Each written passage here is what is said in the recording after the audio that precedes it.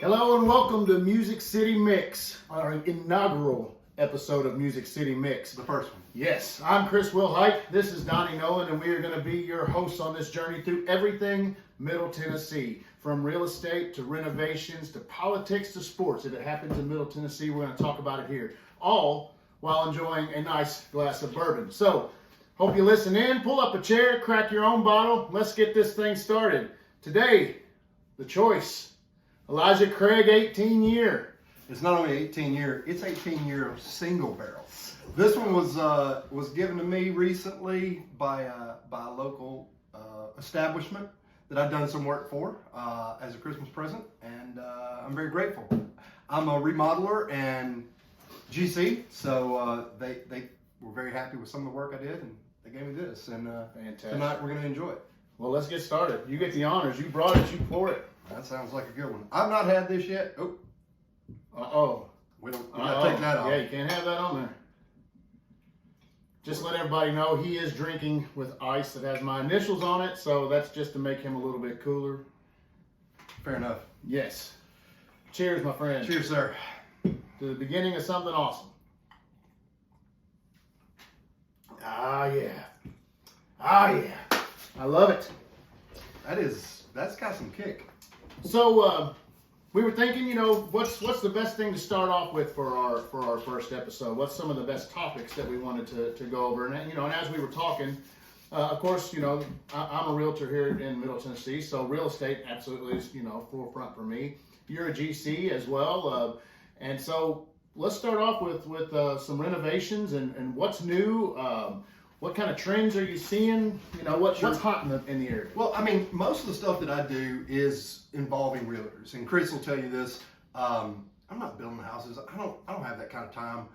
I enjoy helping people get their house ready to get on the market, or if you've got a house, you had an inspection, came back with some issues, I'll send some crews out. We'll get those knocked out for you. Get your house ready to go. And you can cover all of those issues. Anything top to bottom. I've got roofers, I've got HVAC, I've got plumbers, electricians, whatever, we can get it knocked out. I'm still seeing those grays that are still prevalent in the market. If you want to get your house sold, give it some gray. Paint all the walls gray, white trim. If you've got floors that need to be done, gray fleck is still the number one color. If you need to update bathrooms, kitchen, because they're super old or they're super grimy or they're tore up, shaker white, still number one. If you want to upgrade, you can go up to a white quartz, but if you need to stay in that low budget range, Dallas white's still the number one Dallas you go white. to. The color, Sherwin-Williams will tell you, third year in a row for 2023, it's called On the Rocks.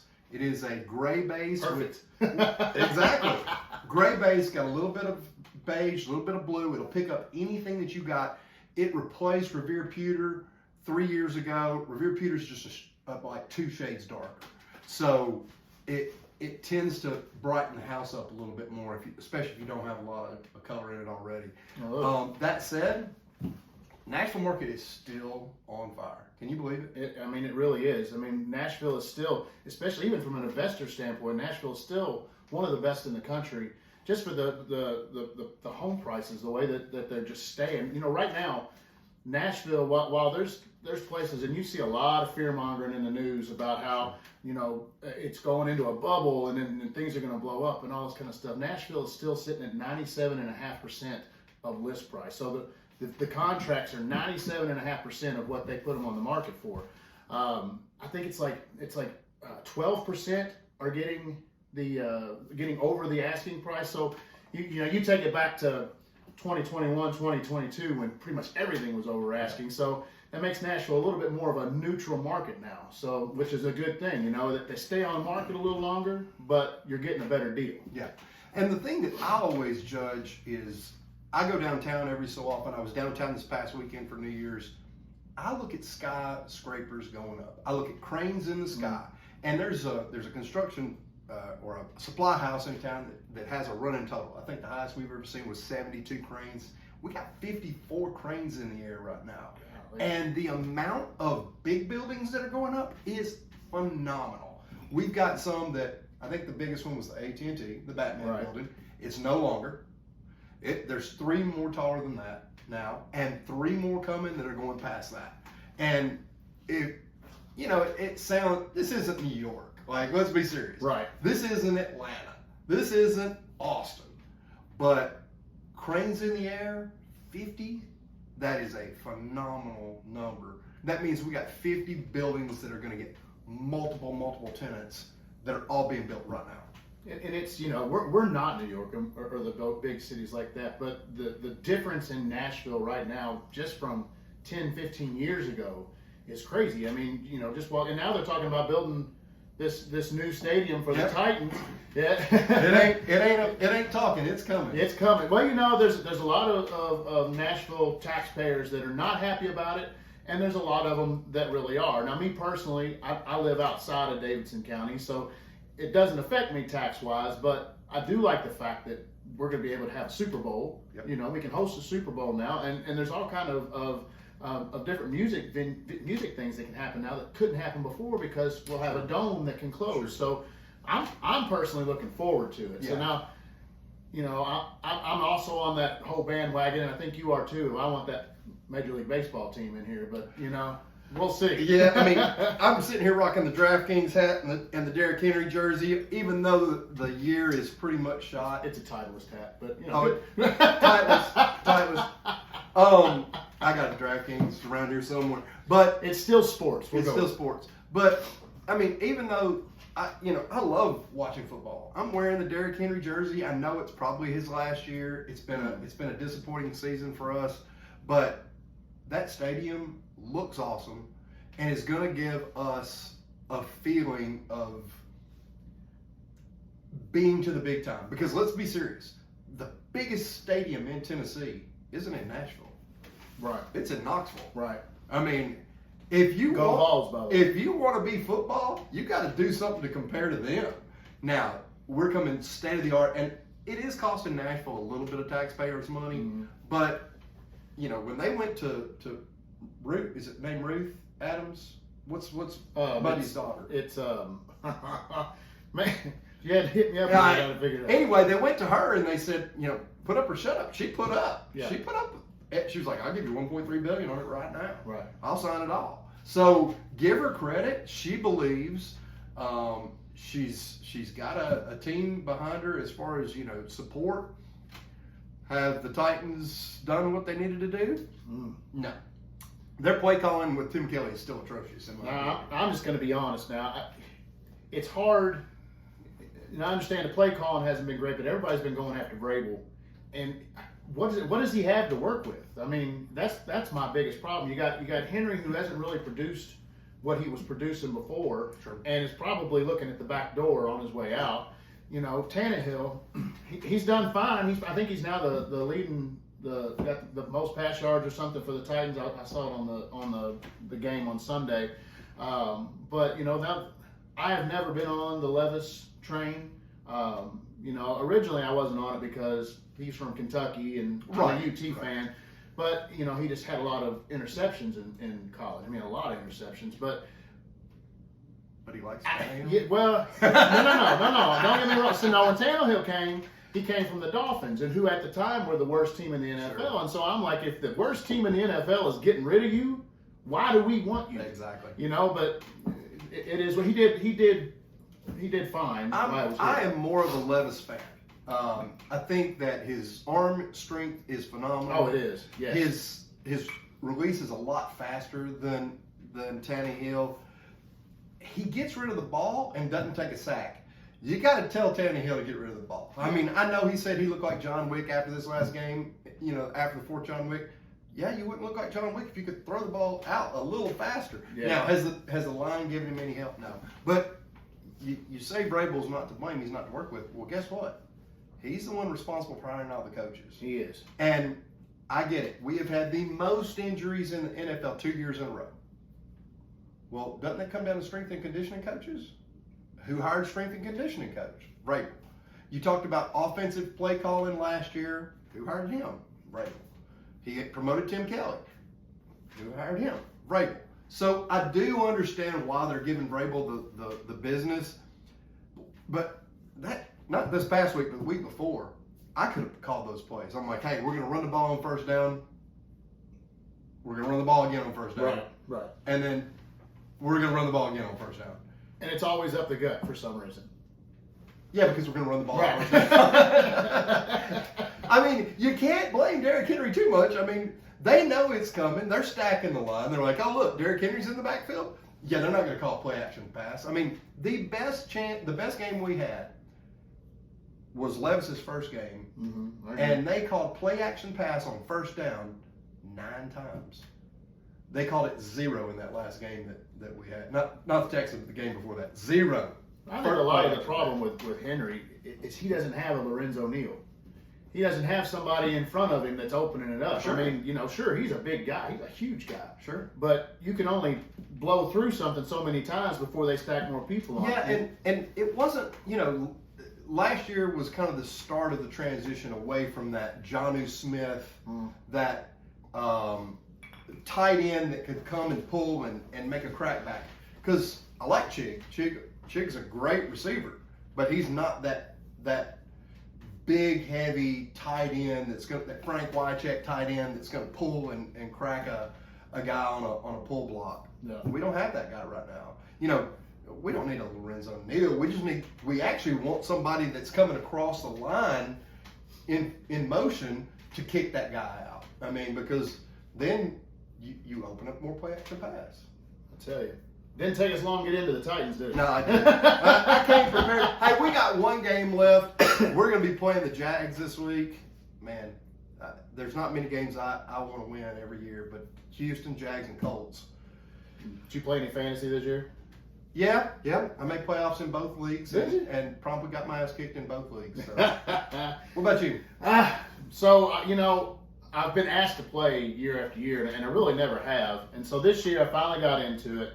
Some buddies of ours, Landon and Barry, got into a league with them. Hey, thanks for the invite. Right. Well, you know what? It took me forever to get into it. I wasn't fixing to drag somebody with me and get kicked back out. But so I was next to last. Now it was only an 8-league team, so it wasn't or 8-team league. Let me say that right. But I didn't get last place. Nate plays ball with us. Yeah. Nate got last place.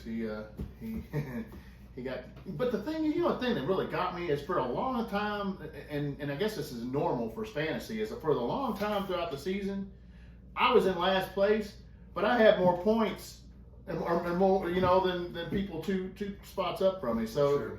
But then I made mistakes like sitting people that ended up getting 30, 40 points that day, and Those are always questionable calls.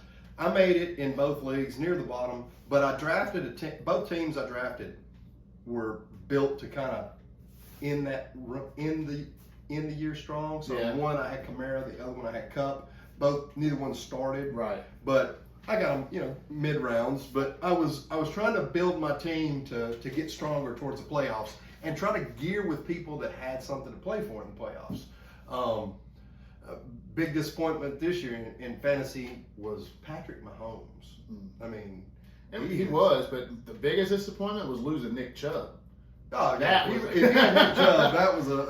It was all kind of jockeying to try to, to get him first round. Yeah, and then he's gone Yeah, and then first he's game. gone. So, which I'm sure he doesn't give two shits about, No, losing, but just saying, Sure. whew, man, that had to have been terrible. Anyway, now that we got off on that tangent. Now that we got football out of the way. Yeah, now we got football out of the way. So let's step into the real estate world a little bit here. Sure. So, of course, everybody knows that with Nashville being a hot spot, the amount of people that are moving here is crazy. Yep. And Nashville's growing. The neighborhoods that used to be kind of run down or whatever, well, now they've all been upgraded. They've all, they're all looking great. I wrote down some stats today of people that have come into Nashville.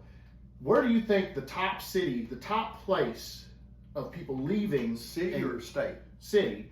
They left there and they came here. What do you think was the top one? I would almost have to say Los Angeles. Los Angeles. From September until November, 2,453 families Doesn't surprise me. came here from Los Angeles. Doesn't surprise me. Your next closest, so if they were 2453, what do you think the next closest number was, and where do you think it was? Probably 2,100 from San Francisco. No. San Francisco is actually way down the list. The next one was 673 from Chicago. Well, Chicago makes sense. Yeah. I mean, if you want to get out of a city, get out of Chicago. And do that because you want to live. Right. So here's your top 5. No disparaging to Chicago. I'm just talking about life. You can take that with a grain of salt. Here's your top 5. LA, Chicago, San Francisco, San Diego, and then New York City. Yeah, I mean, none of those surprise me. I guess what surprises me the most is the vast difference between LA and everybody else. Now, I do understand if you're selling in LA, you're probably going to have enough cash to buy here. Oh, yeah. Where if you're selling in Chicago, you're going upside down to get here. There was a little video that was viral for a while. It was a guy selling an apple. Did you ever see that? So it was a guy, he was like, he's selling an apple, and it was when the housing boom was going on, and so it was a parody of the housing market. And he's like, I've got this apple for sale, right. Make some offers. And the guy says, well, can I see his apple? And he's like, no, nice try, just send me an offer, And so he does $10. Another guy says, I'll do 50, and this guy says 110, and this first guy's looking around, he's like, are y'all crazy? Why are you getting it? And then so this one guy says, I'll give you $100,000 or whatever it is. And everybody looks at it and goes, what? I'm from California. It's the cheapest apple I've ever seen in my life. Yeah. And it is, That's true. You watch these shows of all these real estate shows from these people out there, and they're like, my wife is an artist that does sidewalk paintings, and I sell socks out of my trunk, and our budget's $2 million. And you come back, so $2 million there is like maybe $300,000 or $400,000 here. So if you sell a $2 million home in California, and you come back this way. Here's the kicker: if you sell a $200,000, let's say you sell a $1.5 million home, and you've got 20% equity in it, how much is that? That's $300K. That's $300,000. You could come here and put $300K on a house that's worth $500,000, and still have a lower mortgage payment that you had out there. Yeah, so crazy. I totally get it. I mean, and a lot of them, we see are paying cash because they got 30% equity in a $2 million home. Well, they come here, buy a $600,000 house, and let's say it's a $550,000. They can offer $600,000 cash, and who's going to turn them down? Right. I mean, because I got $600,000 cash I can close in 14 days. Right. I mean, nobody's going to. I work with some title companies, two different title companies. They'll close you in 4 days. 4 days. That's moving. They're ready. So I did the opposite side of that as well. So I did the outbound folks. Okay. The folks that were leaving. So now the funny thing about this is that out of your top 5, 3 of those are still Tennessee. Sure. So your number 1 is Knoxville. There's only 260 folks left Middle Tennessee and went to Knoxville. Okay. Number 2 is Destin. Can't blame them there. Can't blame them. Number 3 is Tullahoma. That's down close to where you're at. That goes on me. Good old Tullahoma. That was 85 folks. Chattanooga's 4 and Panama City is 5. Yeah, none of those surprised me a bit. I moved out towards Tullahoma, a year and a half ago? Yep, about that. And just to hey, I mean, it's cheaper out there. I didn't expect the 24 drive. If you're not from Tennessee and you're visiting Nashville, understand that I-24 is a raceway that is full of, how do we say it? Pits. And I don't mean like you pit stop. I mean like there's a 3-foot pit. Yeah, yeah, for sure. Which causes crashes. Yeah. I saw 2 on the way here. I mean, just in the middle of the road. And it's crazy. I mean, especially, the rush hours coming into town in the morning or leaving town. I mean, it's ridiculous. 24, it doesn't matter what time you go. It does not matter. I've been on there at 11 a.m. and you think it's going to be clear, and it's backed up 15 miles both ways, and they're life lighting somebody out because they were doing 80 and then somebody stopped in front of them. I mean, which I have a theory on that. I think slow people are the problem. I mean, you think about it. Okay, traffic happens because slow people keep the fast people from moving. Okay. Accidents happen because a slow person got in front of a fast person. Not necessarily. I'm of a different persuasion. I drive 24, and I think the biggest problem is one of these right here. Yeah, well, because yeah, you got somebody going, hey, let me make my TikTok video as I'm driving to work. Don't you do that for one of your other podcasts? I think you might. No, I don't do it while I'm driving. I do it while I'm sitting still. But yeah, I mean, I see it all the time. People are on their phone, and I'm honking at them, get off your phone, and they're like, fuck you, I'm doing a video. Oh, you're one of those guys. I got you. Yeah. Sorry about the F-bomb. That was my first one of the game. Give us a Pat McAfee. You know what? I'm really proud of you. You made it all this way. I made it almost the whole way. We got one. We're going to have to get a counter just like McAfee has. It's been 30 minutes since our last F-bomb. Well, but I tell you, I'm a little north of town, and the one thing that drives me nuts is it doesn't matter if it's the weekday, if it's rush hour, weekends, Sunday night at 6 o'clock. When you come down or up 65 South, right past Rivergate along Hollow Pike, it slows down to nothing. Yep. And then when you get past it, it just takes off again. Yep. There's no wrecks. There's no nothing. And that's the great thing about this part. Yeah, there's a little bit of what do you think, a 1-2 mile stretch? Where at? For there? Yeah. 65, yeah. 2 mile stretch is congested. Yeah. 40, both directions, has about the same thing, about a 2 mile stretch. 65 South probably is more like a 4 mile stretch from that Brentwood to Cool Springs area. Yeah, you have that. And you got the north side of that too, by Trinity Lane. It's pretty bad. But 24 has about a 15 mile stretch where it's just bumper to bumper, not moving. And it's 4 and 5 lanes. It's just, you got people that are rubbernecking and gawking and everything else. So They'll never figure it's that whole accordion effect where they. Yeah, That's what it is. I thought you would smack me there for a minute. I know. Right? Sometimes you might need it. You never know. Anyway, to finish up on the real estate, median price for Nashville right now is $440,000. So that's beyond comfortable. You know, I mean, it's that they say that right now to live comfortably in the Nashville, Middle Tennessee area, you need to make about $50,000, and that'll get you a nice apartment. Sure. And there are some nice apartments. Yeah, and that'll get you, have enough money where you can do the things that you I saw want to do. something the other day that said the average apartment was less than 6 years old. I don't doubt that. There's so many new ones. I mean, that's insane. There's you're so talking many about ones. a place that has what, 1 million apartments? I mean, that's why we sold In the greater That's why we Tennessee sold area? our house in Mount Juliet, just because they built one just smack dab on top of it. We went from woods and deer and turkey to looking up at Nanny up there getting dressed in her back window. Right. Average days on market right now is 54 days on market. That's up from 48 last year, so it's really not a whole lot of difference. No. 716 sold in November as opposed to 763 last year. Again, really not that big of a difference. The biggest thing that I'm seeing is a quarter of all listings are being sold after a price drop. And what that tells me is that either A, the realtors, or B, the sellers are not realizing that the COVID stuff is gone, y'all. You're not going to get those exorbitant prices anymore. Sure. If you do your comps correctly and you have a good realtor and you listen to that realtor and you put it on there. Thankfully, I've got a few listings at the moment, and thankfully, we started off a little bit high, but I told them, hey, this is going to be high, but we're going to have to. And we also were going through that 8% crap for a while. Yeah. Right now we're sitting at conventional 30-year fixed is 6.25 to 6.5, somewhere in that area. Getting better. Yeah, FHA is about 5.9, VA is about 5.75. I think I've got that right. So that's a lot better. But I'll tell you what, as soon as there's a 5 in front of that percent sign for the conventional, everybody in the world that said, I'm waiting for them to drop, they're going to jump in. Everybody that's waiting is going to jump in. Sure. The downside of that is going to be when they all jump in, the inventory is going to go back down to crap again, and the home prices are going to go. Well, and the other thing that you'll have happen is somebody that got it at 8 is going to refinance. Yeah. And if you can get a 1.5%, you're going to take it. Because you never know what's going to happen in the next 9, 12 months. It could go back up again. Yeah. So if you get to 6.5. Talk to your mortgage company, see if you can refinance 6.5.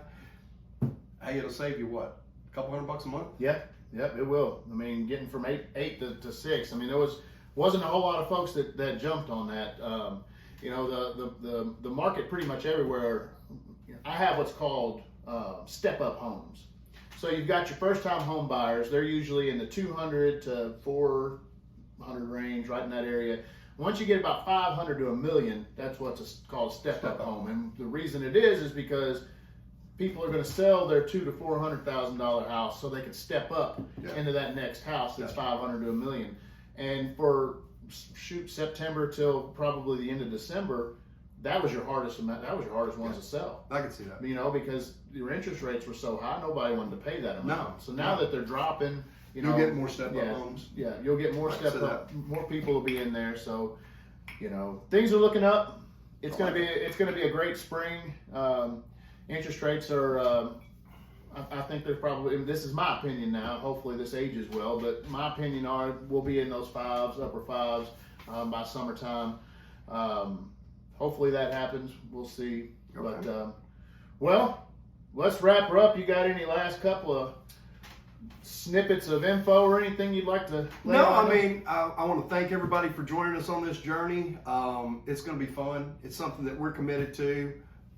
We're both Nashville guys. Yeah. I mean, I'm West Nashville. You're South Nashville. Well, originally it was Nashville? South Nashville, but now I'm. Yeah. Well, now I didn't say I'm not even in Nashville, but Right. I'm originally West Nashville, and you're originally Right, South South. Nashville. And we've seen this city come from, you know, the occasional country music tourist Right. to the bachelorette, The Woo Girls. to the woo girls, to now it's just everybody wants to be here, you know. Yeah. And you know, being downtown this weekend, it was the place to be. I It mean, was. if you weren't in New York, you should have been here. It was a massive, massive party. I think they had 15 stages around Nashville that were set up just for amazing. music. I mean, you had Morgan on one side of the water, and you had, I don't remember who was on the other side, both on big stages, massive stages with 10,000, 15,000 people around them. And then all of the good bars like Barstool and Aldean's, they had 5,000 people there seeing other artists, and they just rotated through them. If you're single, man, let me tell you, Nashville is just absolutely rocking every night of the week. Yeah.